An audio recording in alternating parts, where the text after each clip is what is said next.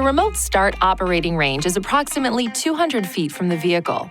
For remote start to function, the car must be in park with the ignition off and all doors must be closed and locked.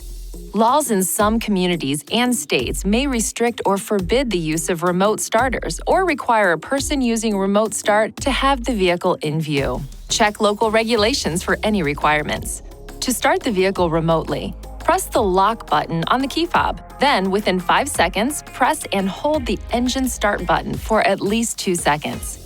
The engine will start, the parking lights will turn on, and the automatic heater and air conditioning system will begin heating or cooling the vehicle, depending on the outside temperature, the in-car temperature, and the last user mode.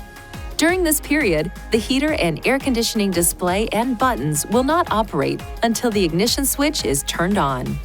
The engine will run for 10 minutes and then turn off. To extend the time for one additional 10-minute period, press the lock button on the key fob, then press and hold the engine start button for at least 2 seconds.